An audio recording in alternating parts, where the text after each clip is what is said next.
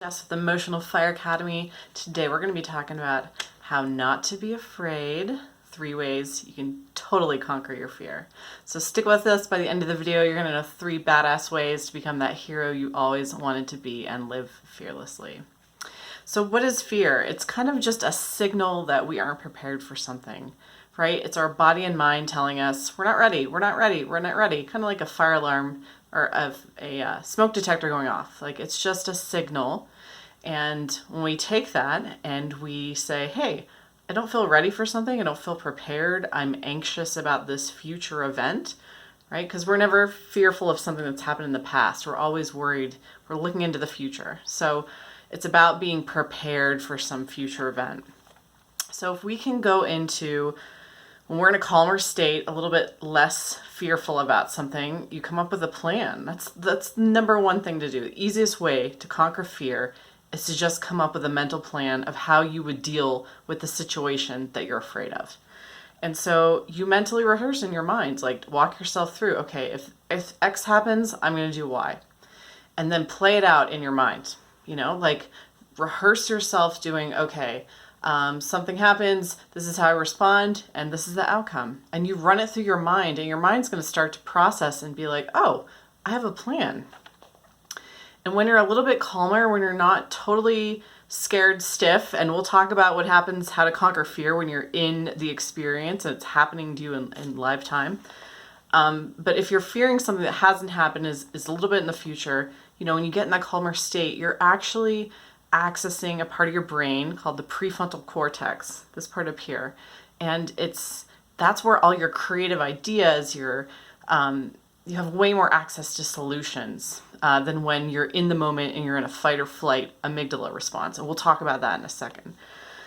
So when you know how to handle something, when you've rehearsed like, okay, this is what I'm going to do and this is how I'm going to handle it, your brain starts to soothe itself. Your brain realizes like, oh, okay, I'm practicing this, I'm repeating this, and this is the outcome of the situation and everything's fine.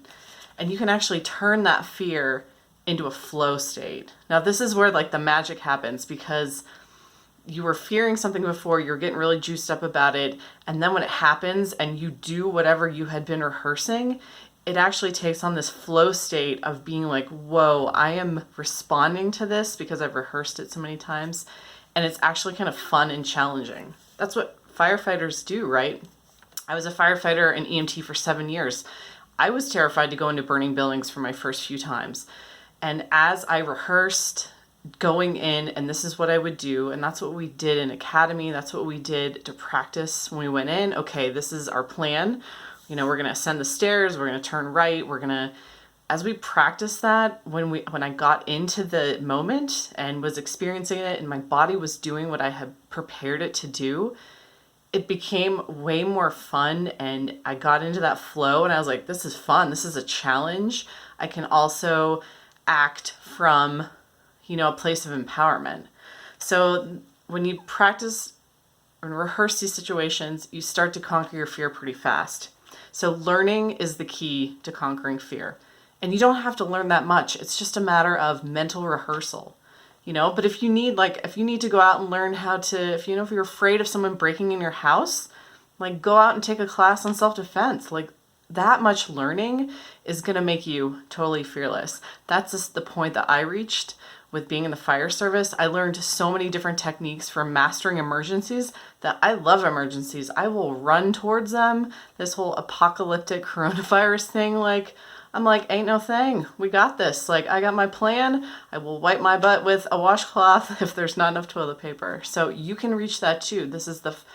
Learning is the key to conquering fear. So, have you done this in your life before? Drop a comment right now. When have you practiced rehearsing an outcome of a situation in order to soothe your fear? I'm sure you've done this in your life before. Let us know. Drop a comment below the video and let me know when you've done this. Another way to do it if you're in the moment. So as you start rehearsing things and your fear level starts to drop, another time to lessen your fear, how not to be afraid, is to realize like fear and excitement are actually kind of the same body feel, right? Your heart flutters, you get sweaty hands, you feel that nervous energy like moving in your gut. And this is the same thing as excitement, right? If you didn't actually know what situation you were in, if you were kind of blind to what was happening and you started feeling these feelings, there's just as much potential for that energy within you to be fear as it is excitement. And so it's just the meaning we put on it, right? We get meaning from the context of the situation, right? Somebody's coming at me with a knife. Oh my God, I'm afraid. But if you're like a judo master, or like if you're a black belt in karate, or if you just know how to bring the crazy, like when someone's coming at you with a knife, you can turn that in the moment into excitement and alchemize that and say, you know what? I'm going to bring the crazy back. This person is going to get their butt beat, like you can take that surge and use it as a raw material. And instead of going to the good old fear, you can turn it into excitement and completely shift the situation. So as you become aware of that and you experience it in the moment, it totally works. This happened to me. I used to be afraid when I was traveling alone as a woman that I was going to get attacked. And I was in Buenos Aires a few years ago. I was walking with a group of friends, or 4 of us. I never expected to get mugged with 4 people in our party. But up comes these 2 guys, and they jumped on me and one of the other girls in the group, and one of them grabbed my purse. And it was terrifying at first. I could feel all that fear and the adrenaline surging. And I realized in that moment, and for me, it was important because my passport was in my purse, on my person. And so this man was like struggling with me with my purse. I felt my purse ripping. And I was like, oh no, I'm taking this fear and this guy, like he's not gonna know what hit him. And so we all, myself included, just had this surge of like the fear turned into, fighting back and just being like, oh hell no, this is not happening.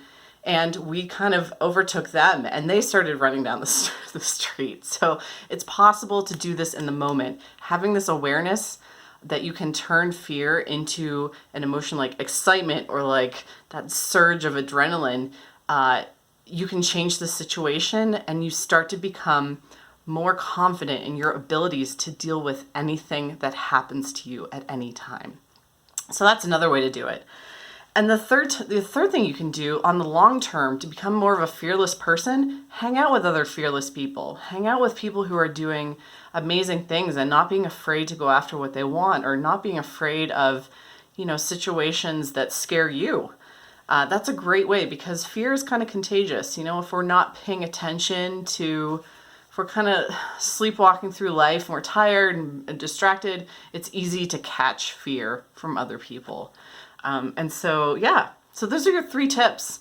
So mental rehearsal of outcomes so that your brain, it soothes your brain, it kind of calms it down, and you start to take control of the situation ahead of time, right? You've already practiced it. You know what to do. You've made like body memory.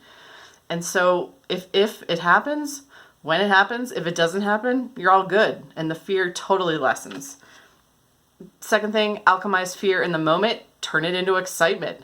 Use that energy and put it into something else, and you can intentionally focus it in another way.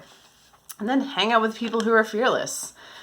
I am one of those people, and I am ready to talk to you. So if you want to start living fearlessly as a highly sensitive person, if you want to start not being trepidatious of your emotions and handling them and stepping into that hero energy, hop on my website, emotionalfireacademy.com. Talk to me, chat with me. I have free 30-minute consultations on there. You can schedule 24/7.